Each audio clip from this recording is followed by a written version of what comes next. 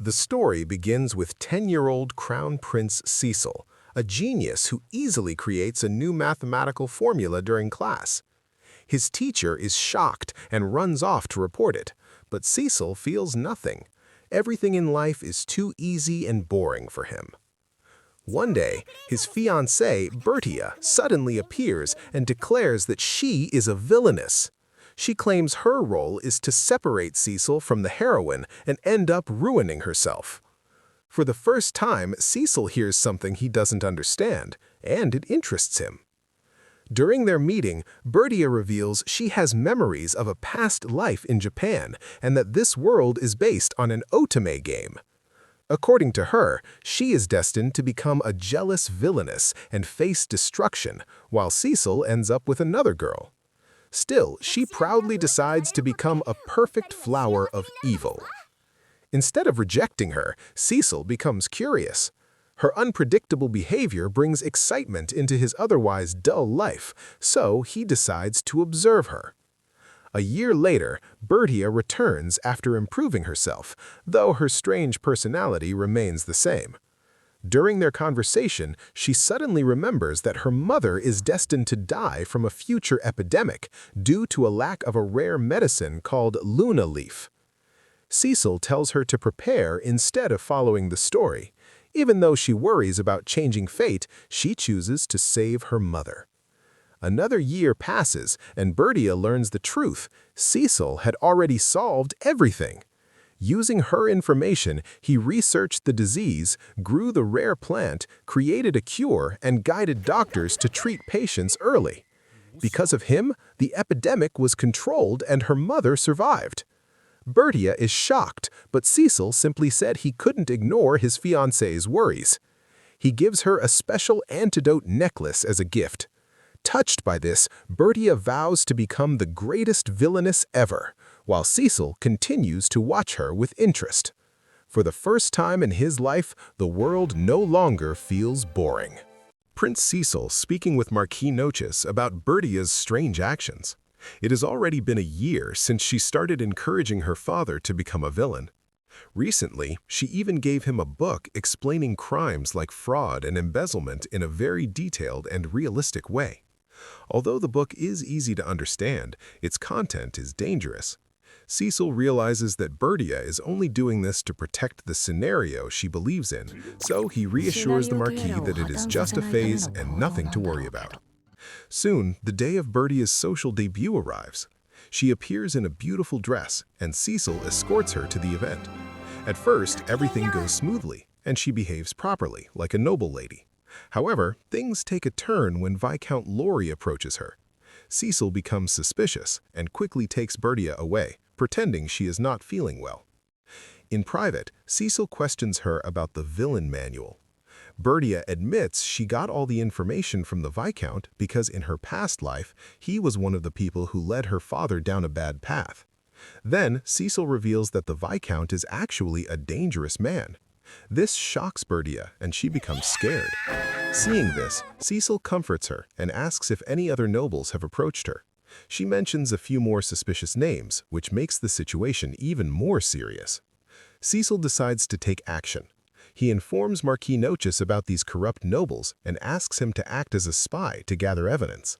The Marquis agrees immediately, determined to protect his daughter and bring them down. 6 months later, Cecil is now studying at Helm Academy. Even though the academy is prestigious, he finds it boring since he already knows most of the material. Suddenly, Bertia arrives in a panic and says, "We have a child," shocking everyone around them. However, it quickly turns out that she was talking about her mother being pregnant. The misunderstanding leaves her extremely embarrassed, while Cecil teases her a little before calming things down. After that, Bertia explains a bigger problem. In the original story, a talented boy named Courtgain was supposed to be adopted into her family and later become an important aide to Cecil. But now that her mother survived and gave birth to a real heir, that plan has changed. Bertia fears that this change in the scenario might bring danger to her little brother. Cecil carefully thinks about the situation and decides to fix it himself. He meets Courtgain and tests his thinking. After seeing his intelligence and honesty, Cecil is impressed. He arranges for Courtgain to enter the academy through another noble house and secretly work as his informant. Grateful for this opportunity, Courtgain swears his loyalty to Cecil. Bertia talks about something called a reverse harem, where one girl is loved by multiple men. Cecil finds this idea unrealistic, but their conversation leads to something surprising. He explains that spirits exist in their world and can influence people's emotions.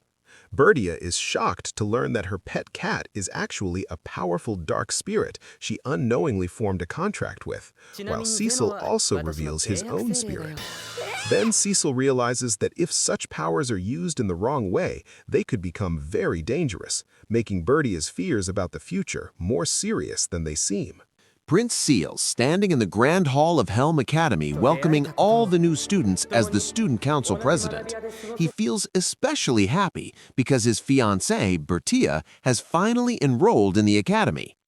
Inside the Student Council room, the members talk about Bertia, praising her beauty and charm. Some admire her elegance, while others are curious about her personality. Meanwhile, Prince Cecil calmly leaves the room, saying he wants to meet his fiancée. The others decide to follow him, interested in seeing her themselves. When they arrive, Bertia is surrounded by several noble girls who admire her deeply. It turns out she unknowingly has her own fan club called the Society for Adoring Lady Bertia. They explain that her honest and kind personality makes her stand out in high society, where most people hide their true intentions. Bertia gets embarrassed, especially when she tries to call them her minions to sound like a villain, but Cecil gently corrects her. Soon after, Cecil takes Bertia aside and presents her with a special gift to celebrate her enrollment, rare blue roses that exist nowhere else in the world. Bertia is shocked because such flowers are incredibly valuable, but she is also deeply touched since the color matches Cecil's eyes. This moment makes her believe that an important romantic event from the original story has been completed. However, things don't go as expected. Bertia explains that in the original story, Cecil was supposed to meet the heroine and give her a red rose, starting their destined romance. Instead, Cecil found the heroine suspicious and had her reported, completely ruining the event. Hearing this, Bertia panics, realizing the story is going off track, while Cecil remains completely uninterested in the heroine. Later, Cecil calls Joanna to gather information about potential threats around Bertia. Joanna reveals that while Bertia's fan club is safe, there are other noble girls who are jealous of her popularity. One name that stands out is Heronia, the supposed heroine. Wanting to understand the situation better, Cecil later meets Bertia in the garden. There, he notices the heroine sleeping nearby, clearly part of another forced event set up by Bertia.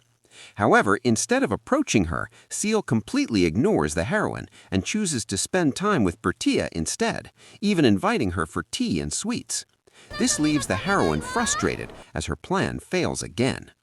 Things escalate when Bertia tries to create another scenario by sending Cecil to a classroom where he ends up alone with the heroine. She attempts to act like they shared a romantic moment before, even lying about receiving a rose from him. But Cecil immediately sees through her lies, realizes she is forcing the story, and escapes by jumping out the window, leaving her behind. Then Cecil explains that due to social rules, he and the heroine are still technically strangers. Bertia is shocked, as all her efforts to bring them together have completely failed. Cecil, however, reveals that he is intentionally keeping his distance because he has his own plan. As he watches Bertia continue trying to push him toward the heroine, Cecil begins to feel something strange. While part of him finds her actions amusing, another part feels uncomfortable and unwilling to let her succeed. He realizes there's a new emotion growing inside him, one he doesn't fully understand yet.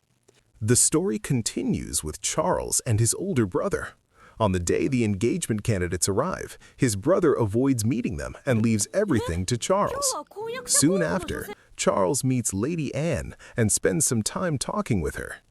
Then we see Bertia declares that she will become love's Cupid and starts helping couples get closer.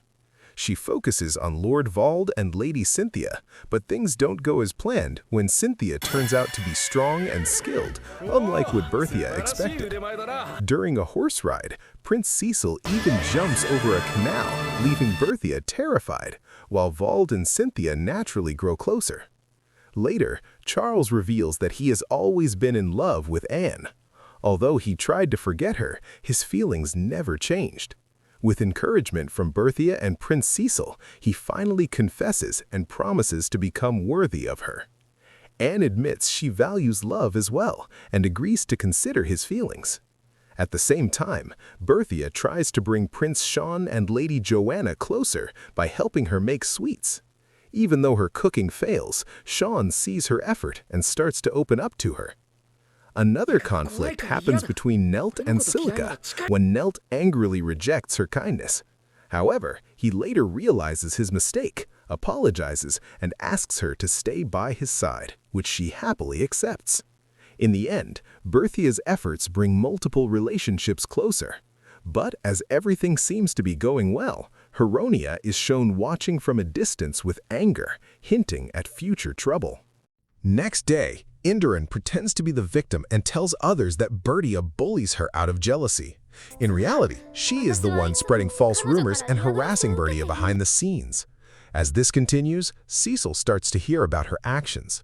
During this time, he's also handling student council matters, but something else bothers him.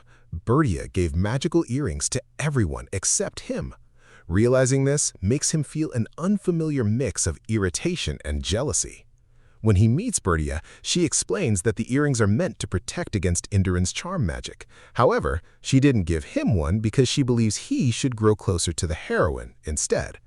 Cecil doesn't accept this and takes an earring anyway, making them wear matching ones. This moment brings them closer, even though Bertia becomes embarrassed by how it might look to others.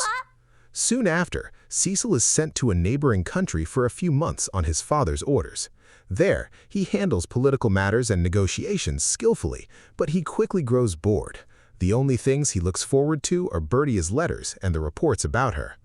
Through these reports, he learns that the bullying has become more serious. Indran is framing Bertia with cruel acts and turning others against her. Despite this, Bertia continues to act like everything is fine and refuses to ask for help. After Cecil returns, he confronts Bertia, but their conversation turns into an argument. She insists on handling everything alone and even continues to support the idea that he should get closer to the heroine. This frustrates Cecil, as he cannot understand why she defends someone who is hurting her or why she refuses to rely on him. Meanwhile, Indran keeps manipulating situations, but when a confrontation happens at the academy, Bertia steps forward and declares she will deal with everything herself. Instead of being seen as a villain, her actions earn her admiration and respect from others, which only confuses Indran further. Cecil watches all of this while struggling with his own feelings.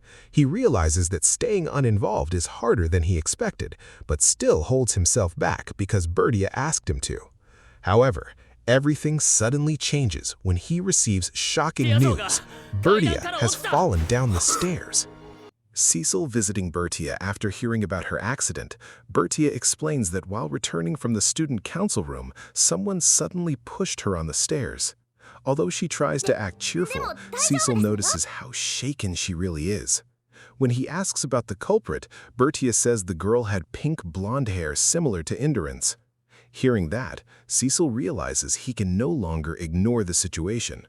For the first time, he feels genuine anger after seeing someone important to him get hurt. Soon after, Cecil gathers everyone close to Bertia and reveals that Indran is not actually the culprit. According to his investigation, the real person behind everything is Eileen Silverts, a Viscount's daughter who secretly loves Fannel. Because Fannel admires Bertia, Eileen became jealous and started bullying her, eventually pushing her down the stairs in anger. A week later, Cecil sets up a trap to expose her publicly. While Indran argues with Bertia, Cecil appears and announces that they will finally reveal the truth. Joanna explains that they secretly watched Eileen for days and noticed her disguising herself as Heronia to damage Bertia's reputation. Nelt then uses a special chemical test on their shoes, and the evidence clearly proves Island entered Bertia's storage area. To make things even worse for her, a wig matching Indira's hair color was discovered in her bag. After being completely exposed, Island desperately claims everything was a conspiracy, but even Fannel rejects her and says he despises her. As Cecil leaves with Bertia, Indira suddenly lashes out emotionally, claiming that Cecil is destined to belong to the Indirans someday. Her words deeply confuse Bertia, who soon collapses from stress and exhaustion. While Bertia rests, Cecil learns she has not been sleeping properly ever since the accident. Realizing how important she has become to him, he quietly promises himself not to let her suffer anymore.